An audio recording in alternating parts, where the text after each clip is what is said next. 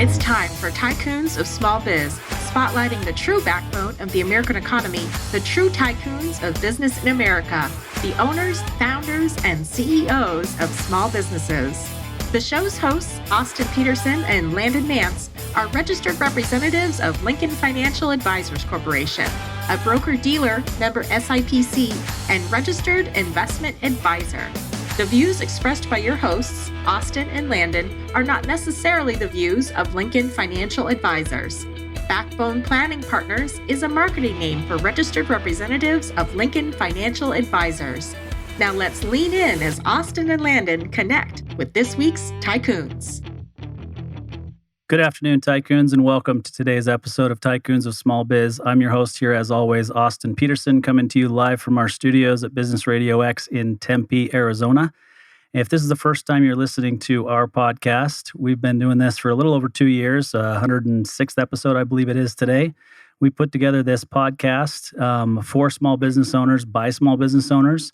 Landon and I and our other partners, Ryan and Gary, believe that the small business owner community is truly the backbone of the American economy.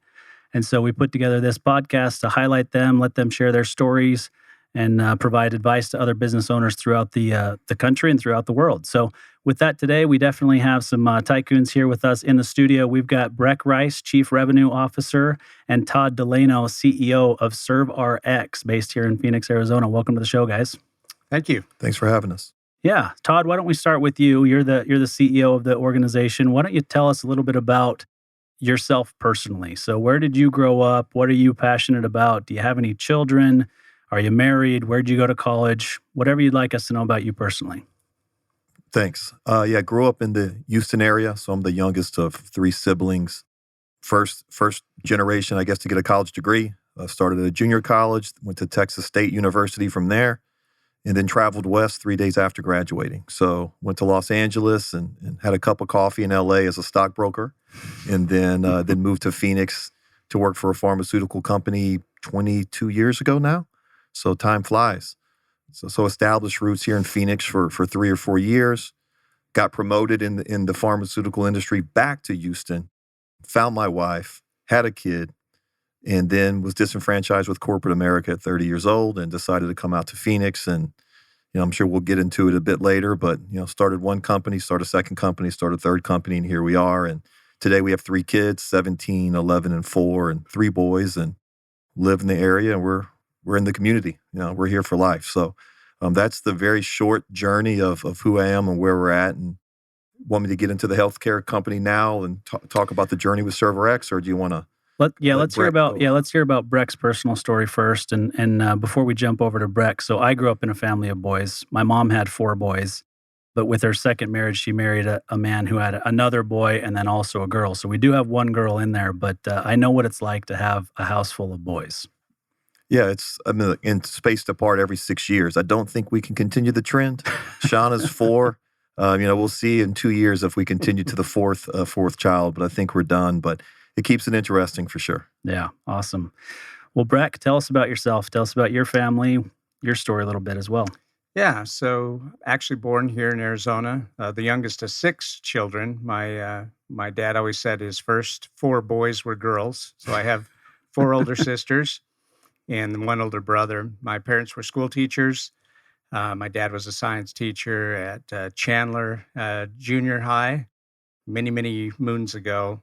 For summer vacations, they would travel, and so we made it all the way up to British Columbia and up into Alaska. And on the way back down, they liked the area in British Columbia, central BC, bought 880 acres, and we moved up there. So got some international experience, if you can call it that, in British Columbia, Canada. Got way too cold up there for my mom, so we moved back to the States. So moved just back to Arizona about 8.5 years ago now to team up with Todd and start ServRx. Awesome. I tell you, I've spent some time in British Columbia. It's beautiful, right? And I just, my brain kind of thinks, well, how in the world did a school teacher buy 880 acres of land anywhere, right? Now, it was a different time, of course, but still, that just seems crazy to be able to buy 880 acres on a teacher's salary. Yeah, he had a few acres here in out in Chandler. think they had like 10 or 12 acres out there, but yeah, the conversion was very beneficial going to Canada for sure. Selling that property and then moving back to the States, I think got him another 10 acres. So kind of puts things in perspective. Yeah. So came back the same direction. It'd be like me moving back to California now, right? Yep. Yeah, absolutely. All right, Todd, tell us about ServRx. You were in the pharmaceutical industry, but you were disenfranchised with the corporate side of things. So tell us where we went from there. Yeah, so that's where it begins, right? When I was working in Arizona, I had several drugs in the portfolio as a sales rep. So I'd call on internal medicine, orthopedic surgeons, and pain doctors. And so really got a good feel for what happens in the medical community, particularly doctors and their interactions with patients and their interaction with their own staff, that little ecosystem of primary care and specifically with pain. That was the genesis for ServRx. I had known I'd wanted to be an entrepreneur. And people ask all the time, what does it take? Or I kind of want to be one. And I always say, it chooses you. I don't think you choose it. And for me, the risk of staying in corporate America or the fear of knowing where I was going to be 20, 30 years later was way more fearful than leaving corporate America. And so for me, it really wasn't a choice. I don't think staying was an option. We'd moved back to Phoenix. I had heard of this concept of physicians dispensing medication in their office. Certainly had a lot of contacts within the physician network. We're kind of, if you're an entrepreneur, you don't start with your first business. You've kind of always tinkered along the way. So I've learned things along the way about how to start businesses, lost a little money in real estate, lost a little bit of money in a few other small businesses, and made some silly mistakes along the way. So use that experience combined with my, the relationships in Arizona, helped a doctor in Tucson set up a pharmacy in his office. And this was in a niche specifically for workers' compensation. And in business, and once you get to a certain ecosystem or level of, I don't want to call it business success, I'll say, you realize there's a common theme in small, but semi, like this airwave of businesses that solve problems that are too complex for the average small person to figure out. Yep. But too small for the big guys to want to insource and figure out, right? Either Sure. From time, whatever it is, expertise, time management, all those things. And so that's what we did in the field of workers' compensation and in specific with pharmacy. Now, the problem we're solving for doctors was twofold. One, there was a revenue component, and it's well known the lack, the revenue, decline of revenue and physicians working harder and harder to make less. That's a common theme in business or in healthcare. But the second part, as it relates to work-related injuries, was that there's a lot of paper. It's a paper and labor intense. It's half medical, half legal. So there's issues getting prescriptions filled at the pharmacy. So oftentimes there's more time with the physician's office spent, managing denials of patient medications. And another thing that's common in the pain market from the patient's perspective is the stigma that's sometimes associated with a work-related injury in particular, or God forbid you need a pain med or a muscle relaxer or whatever you need at that moment. So there's some anxiety and stigma around that. And the solution we gave the physicians solves both of those. We were able to help as a consultant set up a pharmacy in their practice, help manage it. In fact, save the doctor time. It sounds counterintuitive to say you would set up a pharmacy in a medical practice and yet save them time. But if done right, it did for those doctors who were maybe had a high volume of workers' compensation patients in their practice. So we did that successfully with one doctor in Tucson and commuted from North Scottsdale. So what I thought, promised the wife, hey, 60, 90 days in, we'll figure this out, we'll scale up, and I'll be back, I'll be home for dinner. My favorite thing, though, is that you told her you're also going to take a pay cut to do this, too, right? Of course, every entrepreneur sells their wife on the fact, hey, we're going to go from a corporate sales job, 401k. I think it was a 75% pay cut I promised her.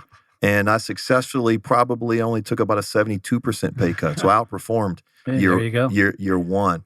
Didn't tell you that then I took 120 or 30% pay cut and was negative for the next 2 or 3 years and didn't promise her that. But yeah, the story goes, was commuting from North Scottsdale, 2.5 hours each direction. If you know anything about Tucson, you get off I-10. And if you're inland at all, it's another 30 or 40 minutes before you get anywhere. So, that was the genesis. Got really good at from medication management to the IT required, the reporting to the state board, the logistics of it.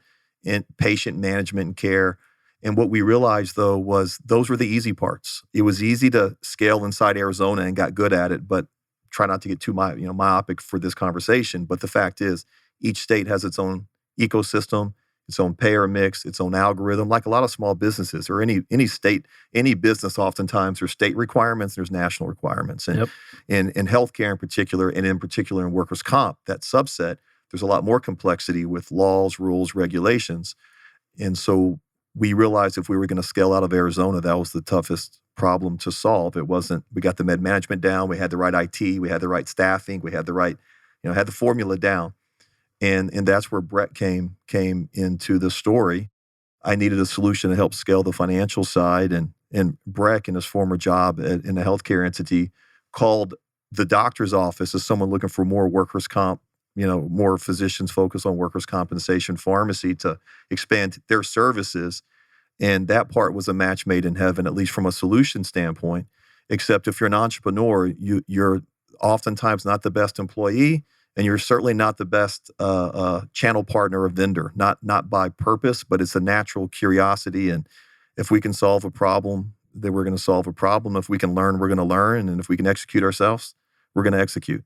And so that's really where ServRx took off from, I would say, a pharmacy med management solution to the light bulb went off that, no, we're a claims processing, we're a healthcare IT and a financial firm, not a consultant company, not a pharmacy, not a med management company. And it was that part of the complexity with the healthcare entity that he was involved with that was ignoring the niche of physicians having pharmacies in their office. And the management companies that helped didn't understand the complexity of the payer mix, the algorithms, the IT solutions that were required. So if I've done anything effectively in like any of the businesses I've ran or scaled, it's I understand how to recruit leaders. I understand how to lead leaders well and get out the way. And that's probably what I did more effectively. And Breck's one of those leaders of a handful of people that really make ServRx successful. So that's the story. And fast forward as we scaled state to state, complexity, it didn't scale just, 3 states was 5 times more complex than 2 states. They didn't get easier. It actually kind of got more complicated. We had to build our own proprietary IT. So you just kind of learned how to solve problems and scale it and figure it out. And fast forward to today, we have several thousand pieces of paper that come to 2 PO lock boxes, one in Las Vegas, one in Philadelphia. And we have hundreds of thousands of dollars we reconcile daily, $400 receivable size. These are, meds that are $50 to a few $100s in size and checks. And then what happens in workers' comp, and especially in our niche of the out-of-network portion of the spend, it comes via paper. You may have 1 patient on a check, you may have 10, but we fill meds for 15 to 20,000 patients a month in all 50 states. And so the ability for our IT to recognize bank lock boxes, they get pieces of paper. Think of our own like junk mail. I was sifting through the junk mail today to sift, the stuff you needed to get to. And we have several thousand pieces of paper each day go to our PO lock boxes. They stacked with checks, stacked without checks. The ones without checks are the useful information. And then those all get PDF'd. Then they get sent to our IT team, and then we reconcile to the penny within 48 hours. So that's, if we've done anything really well from a business infrastructure standpoint, it was the ability to scale from one office to an IT solution that is able to manage, what is now going on our 13th year and over $800 million of receivables processed at an average size of a few $100 from over 4,000 payers around the country. So that's the secret sauce that had you known that was the task early on. I'm not a smart person. It wasn't an epiphany of I could do this. It was almost foolishly solving problems, scaling up, finding the right people. And it's more, I don't say I'm not a visionary. It's you find good people, then you look backwards, you're like, holy cow, how did we do that? Yeah. And that's kind of, what happened with us. And so we're in a unique niche. Most people are not foolish enough to get into it. And so we're protected by this fact. Today, there's 60,000 pharmacies in the country. We really focus on the community pharmacies. Think of even Bashas' as an example, grocery store chains, just not the big 5 or 7 you think of. And there's about 25,000 of the 60 are community pharmacies, and we're contracted with 12,000 of them, so 1 and 2. And any given month, 3,000 to 4,000 of those pharmacies will use our service. And in particular, the service today is if you walk, any of us today, if we were hurt on the job, let's use construction as an example. It's an easy, oftentimes sprains and strains, lower back issues. You pull a back muscle, you're at the urgent care. You're hurt at 9 a.m., you're at urgent care by 10:30. By 1 p.m., you're with a prescription at your local pharmacy. But then the pharmacy knows it's work-related injury. So you don't pull out your major medical card. You don't pay cash for the copay. And if you're the pharmacy or pharmacy owner or farm tech, how do you adjudicate the prescription? So a typical process we're all used to is if we go out of state to a pharmacy we've never used, but let's say you're with a major medical insurance provider, your name's in a database, right? Yeah. So if they have your birth date, date of injury, date of birth, your group number, whatever they have on that card, they can look you up in a database and they'll tell you it's a $20 or $30 copay. On the other side of the transaction on the computer screen you don't see is an adjudication and acceptance from the carrier. And they know they're getting another, whatever the other part of it is, 30, 40, 50, 60 bucks on the backside. And away you go. Well, in this particular story of workers' comp, how does that happen? It doesn't. They believe it's a work-related injury. By law, they cannot require a copay or your major medical. Now they have to wait. Think of even an auto injury where you have to wait for an adjuster. They have to assess the case, and it's often 1 to 4 weeks before you're dropped into the database. And so there's a leap of faith that they'll even get paid. So that's the solution we provide. We bridge that gap for traditional pharmacies. We allow them to contract with us, adjudicate or process to us real time, and we make a very complicated and risky transaction feel seamless and integrated. So obviously we'll take on the risk, and we have a lot of man hours involved, so we'll pay a discount on the receivable. But when you factor everything in, like any good business, you're only there because you add value, and it's more valuable to use you. So that's why they would use us. Conversely, why can we do it better than any one pharmacy? Like a lot of businesses, economies of scale, right? When you're in a niche in anything, it always comes down to expertise and economies of scale. And a good example of that piece of it is if we have to call a carrier or payer because you're an injured worker and we have to sit on the phone, there's no getting around phone time. But if it takes us 15 minutes to confirm or verify the information for one injured worker, well, if we're talking to a national insurance firm, one patient, 15 minutes costs a certain amount of dollars. It's easy to quantify. We have them on the phone. This is all we're doing. We may have 10 more. So now in 25 minutes, we can get done what if you were on your own would take you 15 minutes. And you collapse these types of, that's just one part of the tree of getting your claim paid, and you collapse all those together, and that's the business. And we do it to the tune of thousands of prescriptions a month, and now hundreds of millions of dollars later. Awesome. So a lot to unpack there. I'm going to come back to that. So Breck, he mentioned, one of the big things that Todd says he does well is hires the right leaders and gets out of their way, basically, right? So tell us about your journey to arrive at ServRx. What was it about Todd or the organization that brought you here? Yeah. So back when I first met Todd, I was working for a firm that had established themselves as the go-to for third-party billing, specifically for workers' comp.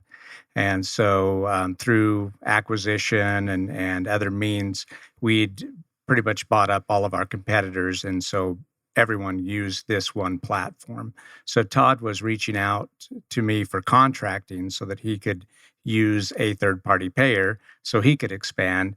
And we were going through the whole steps of putting this agreement together.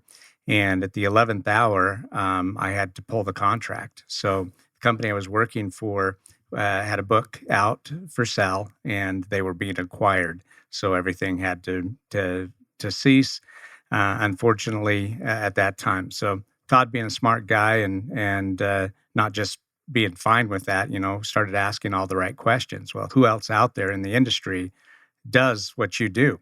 And I gave him the backstory. Well, there was this company out of Utah that we acquired. And so there's not really anyone in this space. Once this program goes to, George Lucas could have wrote this script, because it honestly was like this beautiful little program that was like little Anakin Skywalker, who was taking care of people and really doing the right thing, that was getting sold off to the dark side to a big pharmacy benefit manager, a PBM.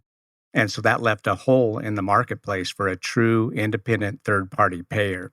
So Todd asked all the right questions. He asked who the IT experts were that were in the industry, and he started connecting those dots to fill that niche now that there was going to be a hole there. Now, I had some handcuffs. I couldn't immediately jump on board and go work for Todd initially, but my right-hand person that worked with me, she didn't have those same restrictions. And so Todd tells the story the best. Oh, I'm not sure I could do better than that. I will say, well, let me frame that piece in the larger narratives, right? So to back up a bit, Breck had mentioned something for those people who aren't in healthcare. There's two sides, make no mistake about it. In this axis of healthcare, there is payers and there are providers. And there's no getting around that, right? The payers are the insurance industry. They underwrite premiums, they underwrite in the industry, but they also set the rules. And so it's a very powerful side of the equation. And the providers we think of as physicians, but they're everything from anyone on that side: pharmacies, doctors, the labs, the x-rays, anyone who provides the service to the patient. And patients are their friends. They care for the patient. There's a very unique and interesting relationship that happens with the payer side. So what we do at ServRx is we are provider friendly, right? We're patient and provider friendly, meaning we maximize the service for this side, and we sit at odds with the payer side for contractual relationship reasons that are pretty complex. If you want to ask me more, I'll share more with that piece of it. So that's the Star Wars narrative that Breck was framing. The part of the story he mentioned about kind of our journey as a business, that it is a pivotal point where in business you're presented with a crisis. I'd already sold some accounts in the South and Southeast. I had no solution in hand. Like a true entrepreneur, you don't fake it necessarily, but you sell it, then you figure it out. I had sold it and didn't have it figured out about how we were going to, process and pay and do all the things that needed to happen. But I was counting on a contract that was taking longer than it should have through the big entity Breck spoke of. Now learning that it was slowed down for other reasons internally, and then cut from me within days or weeks of having the contract in hand. And this happened then, has happened several times since in ServRx. There's these moments where there's a recoil from entrepreneurs, right? And what do you do? And the ability to kind of calm your brain down and compartmentalize. Don't be a victim. What happened? No blaming. Just to literally look around the room and say, where do we go from here? What does it mean? What are the threats? How real are they? What's the timetable? How long? There's this process of assessing the damage and then seeking the opportunities, right? And you can only do that if you stay calm and vigilant. And it's, not to use a war zone lightly. It's not a real war zone, but psychologically it is, and it always is. And you have to be comfortable with that fact that it's never static and never easy. But that was the opportunity. I mentioned to you guys, I'm really good at, maybe leading people, finding people, whatever that story is. But rather than recoiling when Breck said that, rather than calling the client saying I couldn't pick up the accounts, rather than doing all these other things, staying small, I jumped on planes immediately and jumped into people's backyards, into their restaurants, and flew into Tennessee and talked to people in Utah and sold people on a vision. Because I know anytime there's big acquisitions, there's people that are left behind. There's parts of the industry that people were passionate about that's left behind. When I knew naturally, if you're a provider entity and you're bought by a payer-specific entity, there's going to be some damage and there's going to be people that want to continue to solve the problems. And so that was the pivot, and that's when ServRx went from a full-service management company to what we are today, right, which is a claims processing company and serves a niche that other company, quite frankly, had left behind. So that's the piece of the story, and that was a really, I would say, a fork in the road in our journey. Yeah. So it becomes a little complicated because I as far as I envision it, and I would not pretend to say I fully understand everything that you just explained and how the process works, but you guys are essentially right in the middle between the payer and the provider, right? And you're trying to make it easier on both sides and probably better financially on both sides would be my guess. Is that fair to say? Almost. Okay. It's fair to say that we make it easier and we make it financially beneficial to the payer side. What's unique in workers' comp is you're not required to sign into networks to have access to the patient lives. And think about what that means. So if your family, for example, you're signed on to a major medical plan, the providers have to be contractually signed on with that major medical plan. Yep. So then the fee structures, the IT integrations, these things are negotiated, and it's not seamless, but it's the infrastructure is in place to manage that pay cycle and information share. in most states, insurance companies cannot obligate providers to go into network to service these patients. Think about what that means. States set rules that protect workers that work in any state. They set the rules and they set fee schedules. Payers can, if they choose to, underwrite patient lives and get, put contracts in place with large employers in those states. But they can't demand or dictate that the provider side signs into networks to get access to those patient lives. Are you tracking that? It's and that is the pain point. So you have payers who control the money, often control legislation, often control, the rules of the game. But there's one little rule they can't control in workers' comp, which is you can't obligate the providers to sign into your network. They're used to telling the provider, hey, Mr. Pharmacy, you want access to this 1 million lives in Arizona? Here's our PBM contract. Here's our rates. Take it or leave it. The other pharmacy will if you don't. And depending on the size of your pharmacy and, economy, law of economics, right? The more leverage you have, the better rates you have. The less leverage you have, the worse rates you get. We come in and almost serve as, I would describe it as a union almost to the small providers, which to me is any independent pharmacy, is anybody who's a business owner who's not part of a large entity. And there's power in us because when they process the claims to ServRx, we now own the rights to those receivables. And now large insurance company doesn't owe $100 to 1,000 pharmacies. They owe ServRx $100,000. And that's a different conversation, right? Yeah. Both economically for us, it's more advantageous for us to be aggressive. When I say aggressive, legally right, what's legally obligated for them to pay. And number two, we know a lot more than the independent pharmacies with, how to get paid to make sure your notes and everything's properly submitted. Because what they want is one technical misstep on paperwork, one technical misstep on a note, and they want the gray area to be able to deny. And then, to be fair, they would argue we just have to have it all buttoned up, right? We need all 10 things in. If you got a 95, 9.5 on your homework, it's an F, and you get a 0, you don't get a 95. And so, our job is to make sure they make A's. And so that's the difference, though, in a normal. So we do help we would argue we help the industry. And by helping the industry, we help the payers, because if you continue to deny access to medical care, the attorneys would love nothing more than to file claims. And like anything else, how many claims have to be filed before the pain we create is much smaller than that pain. So that's a nuance, but it's an important one to know, because you see the juxtaposition of us being this middleman between the big boys, the payers, and then the providers. So yeah, the individual patient, their experience, the way that we've set it up, just to take it one step further, is a no hassle, no delays. They can get same day service if they're using one of our in-network pharmacies. The benefit to the pharmacy as a provider is we're mitigating their risk.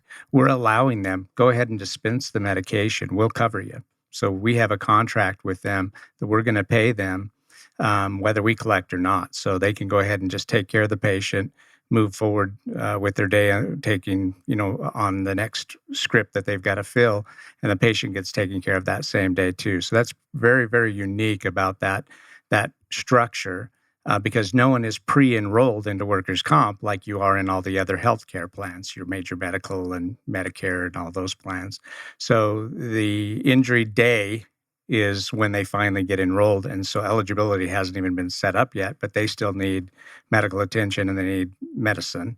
And so we make the wheels go around. We take care of that to make sure that there's a no hassle, no delays opportunity for that patient, and that the pharmacy's risk has been mitigated on that as well too. So that's taking it even a step further in how much we're streamlining it for the payer side.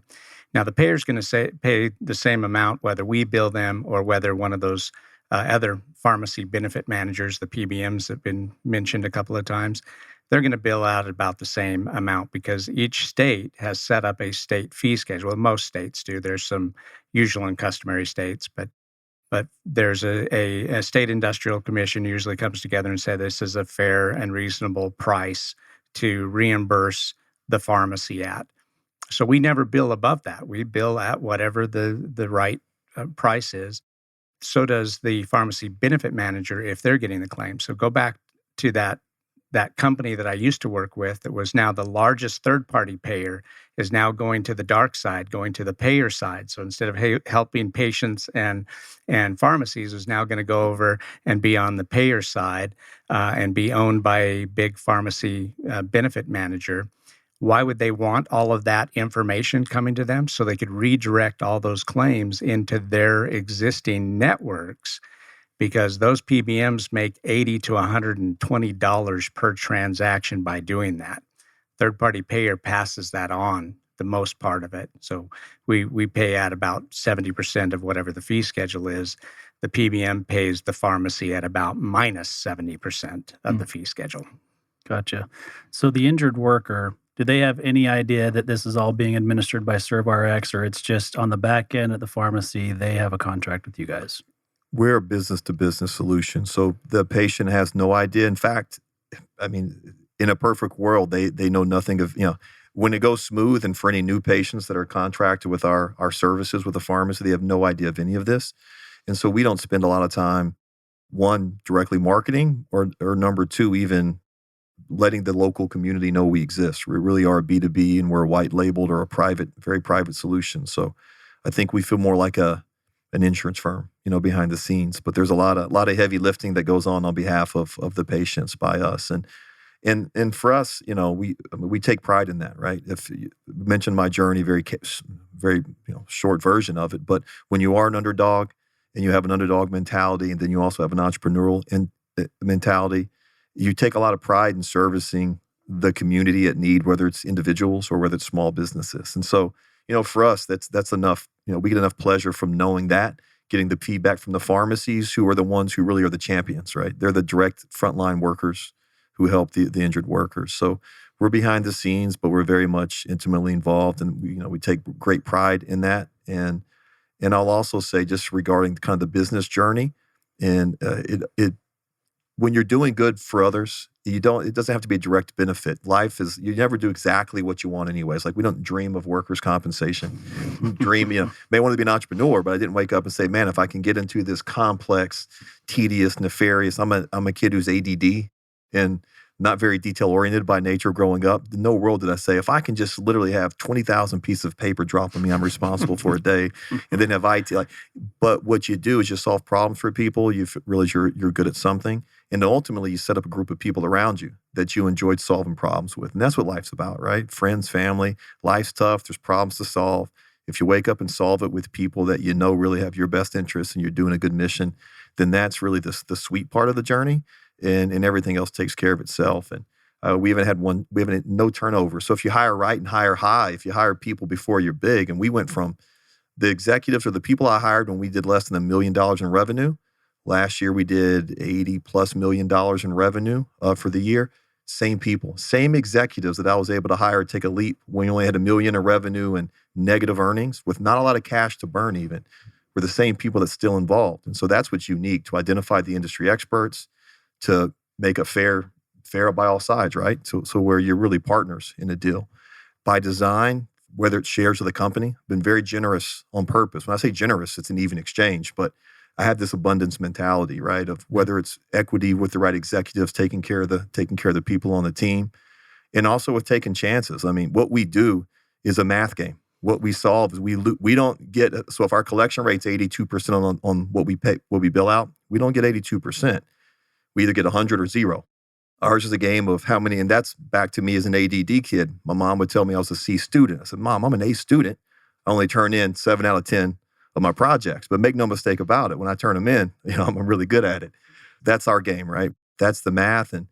And kind of back to the life philosophy that also very much translates to the micro part of the business, and then the macro philosophy of business and life is it's kind of like blackjack, right? Or I say UFC fighting too. You're not going to go undefeated, right? Like, we're not Mayweather, we're not 50-0, but if I could be 9-7 and still be a champion, You're going to have a cauliflowered ear, and you're going to have some few bruises. And so for me, and I'll hear people say, well, the universe is bad, or people are bad, you can't trust. Yes, but for the fact that I only have to be right 51% of the time and play a bunch of hands and be consistent with how I play my hands. So as long as you play the game of business or life in a consistent manner, then if it's a 55%, if I'm right 55% of the time, I'm yielding a nice return. As long as I'm disciplined, I can live with the outcomes and don't put too much on one hand. And that's a philosophy that served me well in business and in life, where I continue to take these chances, and we take chances. And otherwise, we couldn't have scaled as a company either, unless I, as the leader, was comfortable with, hey, we're going to take some losses in this state. We're going to calibrate. We're going to figure it out. And so that's the mentality, kind of personally, that kind of naturally aided, what is the service we provide. Yeah. So a lot of different directions I want to take this, but let's take a quick break. We'll hear a quick call to action for our listeners, and we'll come back and unpack a little bit more about what you guys are doing.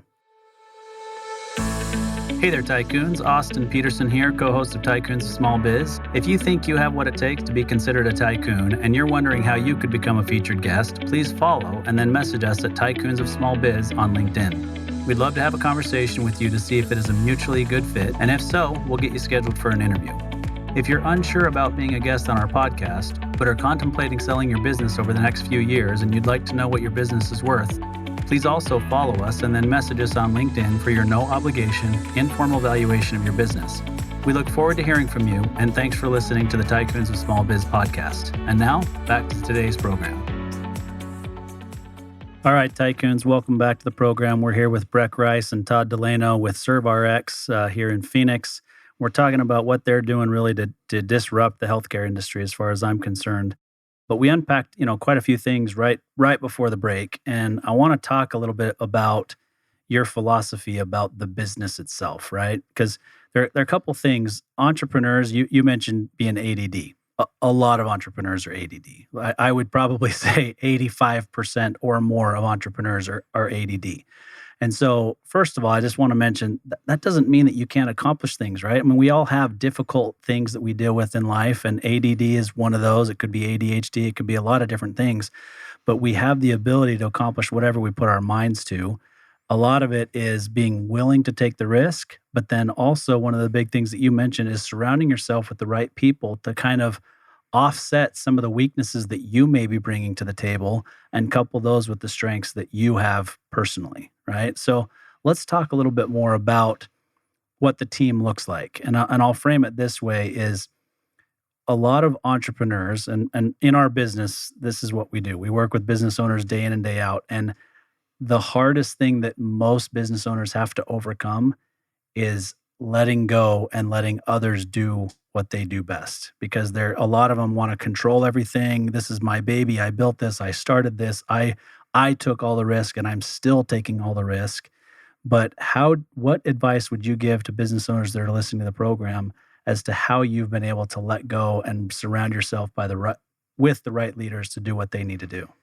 So I'm usually I would like to think I'm good at answering questions. This is a tricky one to me because this is a little bit of the way I would frame it is like learned behaviors, like, what you're born with versus what you learn. How malleable are we? And this is a really tough one to solve. So a lot of us as entrepreneurs are risk takers. A lot of us are ADD, but I do think you can bifurcate us into those two groups very quickly.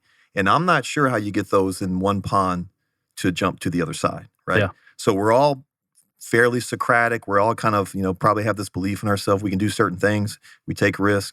But the two camps, I've seen these camps, and we're very different. So I can't necessarily answer for that camp, but I will say that if you have the qualities to do that, you've had them early on. And so that's, that's more of a self-introspective question. And so if you're in the camp of saying, I have a hard time letting go and trusting, it's probably in every area of your life. And because never was born, I don't even have that trait, don't know what it looks like. So not to make it about that, but an example of that. And, Breck's heard me tell the story. Went to 3 high schools, had a pretty tough upbringing. I was best man in 4 weddings from high schools, different high schools. And a 5th friend asked me to officiate his wedding. So I had this genetic component, right? It's not about me. I trust others. I love others. And that's carried me into business life. So I would just say that, the philosophy works. I mean, and it's the only philosophy to scale, right? So you nailed what the philosophy is, but how do you do that? If you're not part of that camp, I don't think I'm qualified to answer that. And Breck's a good example, though, of whether you're in my camp or not, the strategy is the same. You have to find industry experts, and you got to get out the way. You can't scale. Even with our internal employees, I'm a very empathetic, open person. I've learned early on, I can't get to know, I can know people, but you really can't dig in to everybody. You got to be selective for everyone's sake. It's not selfish. It's for the sake of the entity. You got to stay out the way of human relations. You got to trust people to put them in the right spot for those relationships. And you got to trust on the professional side.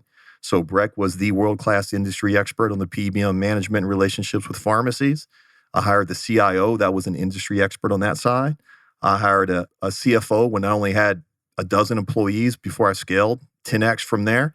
And I hired a CFO that had public accounting experience, was a CPA, and worked for a big firm. List goes on and on. I have 5 or 7 executives around me that probably made 20% of what I could have made probably for 3 or 4 years had we not invested. But when you find those people, you got to find them. How do you emotionally get there? I don't know. But if you don't, you're never going to scale. You're never going to scale. Yeah. Yeah. I mean, I would follow that up with, you mentioned, I think you said you went from $1 million in revenue or even less, obviously. And that's when you were starting to add this executive team. And last year, I think you said around 80 million, right? Mm-hmm. That's rarefied air, right? I mean, very, very, very few businesses in this country ever get to 80 million. Everybody thinks, they think about Amazon or Facebook or Google and, all these companies that are doing billions and billions in revenue. But the reality is 99% of the businesses in this country will never surpass $1 million in revenue, let alone anywhere near 80 million in revenue. But it's that scaling is where they get in trouble, right? They don't know how to scale. They don't know who to hire and when. They don't know when to step out of the way. There's this thing that we do in our business where we take an owner of a business through what's called the owner dependency index, right? Mm-hmm. And we have them go through and answer this questionnaire to find out how dependent the business is on them personally, right? If the score is high, that's a bad thing, right? Mm-hmm. It's kind of like golf, right? You want a lower score because the less dependent your business is on you personally day to day, the more it's worth, right? Sure.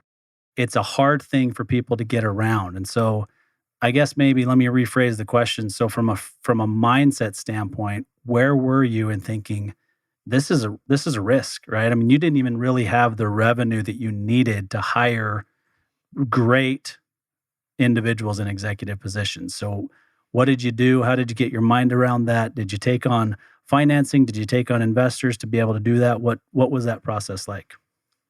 We were able to scale at a rate that could almost, so I had one of the initial partners, 2 of his founding partners. I was the majority controller. Now the other partner is a minority partner. He was more vested early on. But we were able to use cash generated at some level. And then he is a client. So there was, if money was put in, it was from him as a primary client early on. So we were lucky that we never, surprisingly, if you looked at the trajectory, the trickiest part, and I always tell, ironically, harder to go from, and not from the sales generation. I'm talking about from management or execution, from 0 to 1 million. We went from 1 to 2, then 2 to 10.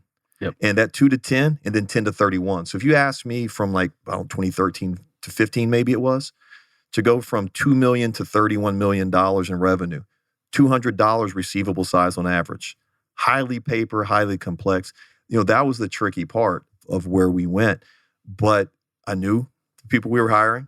I knew the relationships they had. And so it was not it wasn't hard, I would say. I would think relative to our size, we were in a unique position if you hire the right CIO in our industry and you get the right IT. So we really are an IT firm, I guess is the way I would answer that. It's like from a true practical, if I don't understand our industry. If you have the right IT people, which was technology you couldn't lease off the streets, think about several hundred or thousands of receivables coming in from multiple payers and the how that works through your call center and your billing and collections team, how you pay multiple entities. Those aren't things that you just go Google and you find. So you have to find a CIO that has built it before. So the leap of faith was Breck encouraged me that, we had what it took and then we jumped, and CIO, business leader, and it was just go time. So, that's kind of how we solved it. It was not as hard. It wasn't as scary as it sounded. The scarier part was the leap of faith that we guarantee pharmacies payments before we receive them. And I very quickly went from an entrepreneur that owned a tattoo shop and flipped a couple houses and lost some money and was in a multi-level market, all the things you do in your 20s as you learn to be a business person, to like 3 or 4 years later, had families moving out of state to come work for us, had bank lines, guaranteeing national grocery store chains, millions of dollars, because we guarantee money in 30 days. Our payment cycle on average is 90 days, but it's somewhere between day 20 to never. Yeah. right?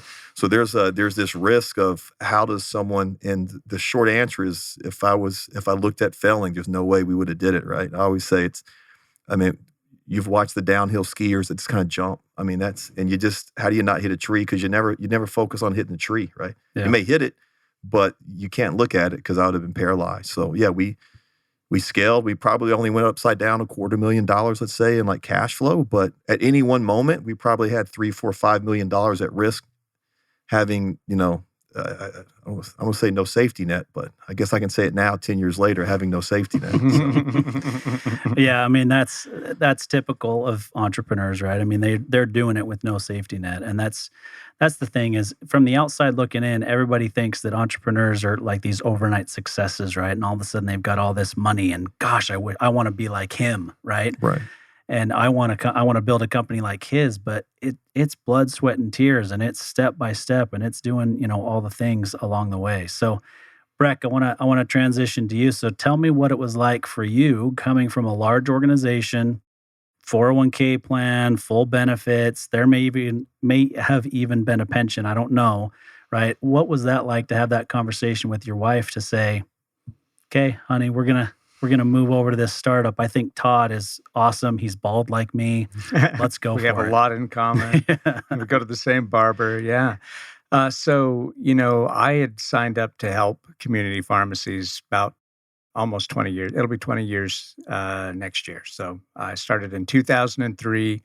I'd signed up to help these community pharmacies, independently owned, people serving their community, and yet expanded to much larger chains as well. But we were really helping them and helping their clients or those injured workers that were coming to them for help.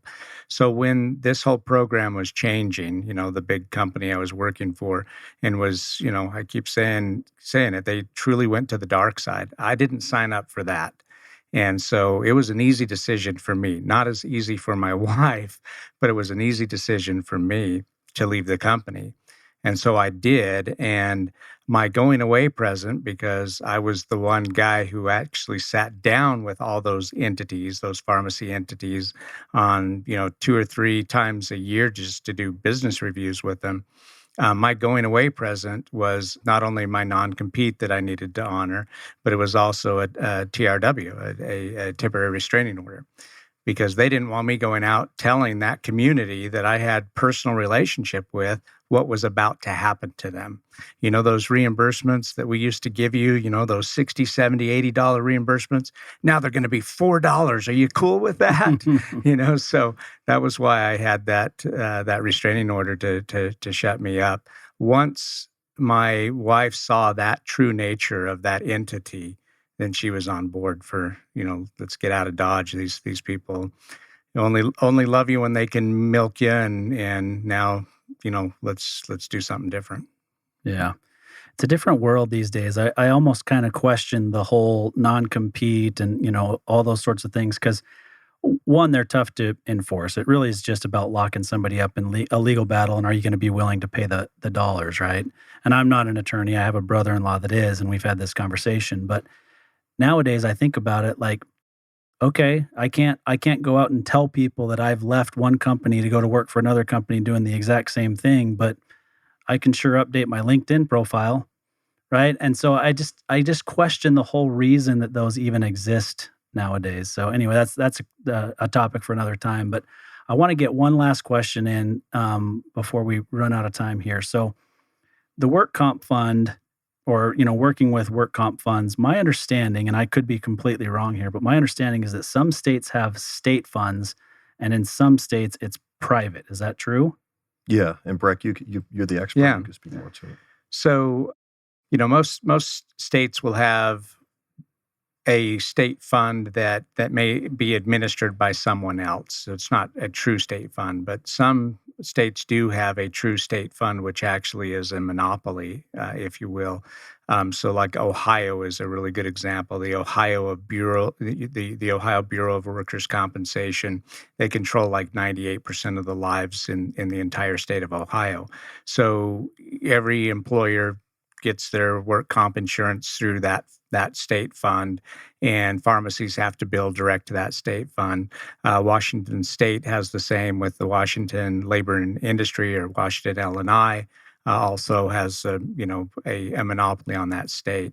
But outside of that, New York has a pretty strong one. There's a few strong ones there, but outside of that, your largest carrier is actually Liberty Mutual. So you still have the really big carriers that also cover workers' compensation. So Liberty Mutual being the largest, Travelers, Hartford would be some of the big payers. But as Todd mentioned earlier in our conversation, we have over 4,000 payers. So there could also be Bob's Pizza Shack that's self-insured. And that's a direction that we really would like to now focus on, is these self-insured employers are absolutely getting ripped off by that middleman, that pharmacy benefit manager, that PBM middleman.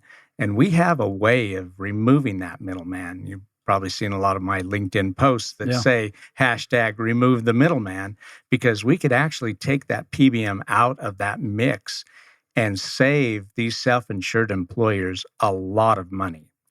Okay. We can also then continue to pay our pharmacies a fair and reasonable reimbursement. You take that middleman that's putting $80 to $120 in their own pocket and split that between the two entities, meet in the middle. It's a really good win-win situation. Today, you've got a win-lose situation. The only one winning is the pharmacy benefit manager. When a PBM has gotten so large and so powerful and making so much money that it can buy the carrier, there's something wrong with that. Okay. Yeah. When your entire health system that you cover 65 million lives, and you've got companies paying into that plan, you've got employees paying into that plan, but yet your pharmacy benefit manager represents 75% of your profit, there's something wrong with that. So Todd said early on that there was about 25,000 of these smaller pharmacies. You guys work with about 12,000 of them. Any given month, 3,000 or 4,000 of them process some sort of transaction with you. How many of these self-employed companies are out there that are ideal clients for you guys, where it's saving them money and, Thousands. Just here in the state of Arizona, there's, 30 or 40 fairly large employers. Both of our power companies are self-insured. Yeah. Our school districts are self-insured. Our municipalities are you're paying for that.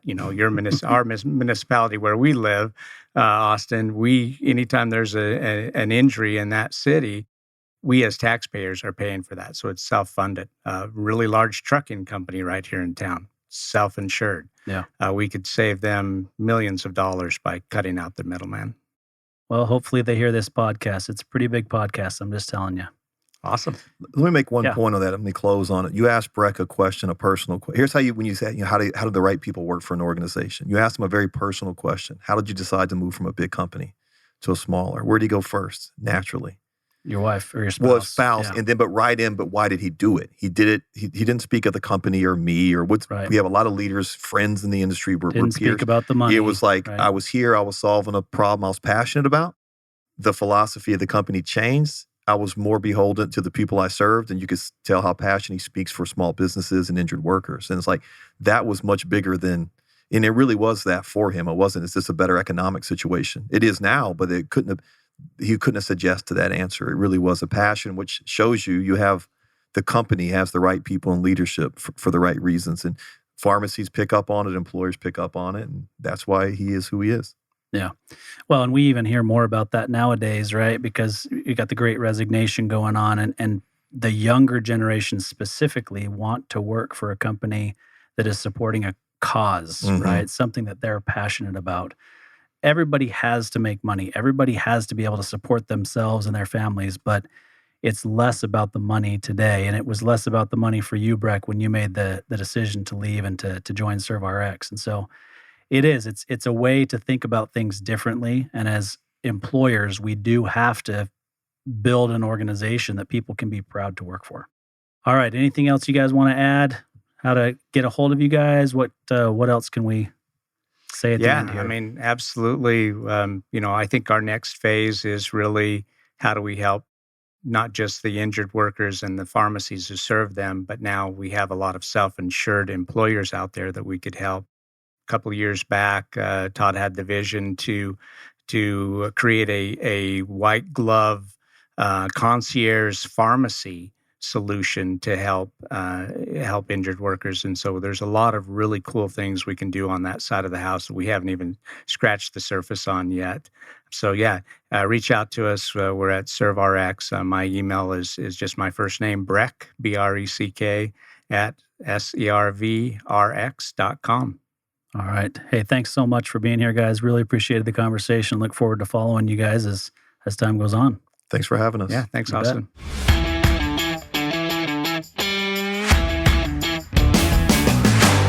You've been listening to Tycoons of Small Biz, proudly hosted by Austin Peterson and Landon Mance.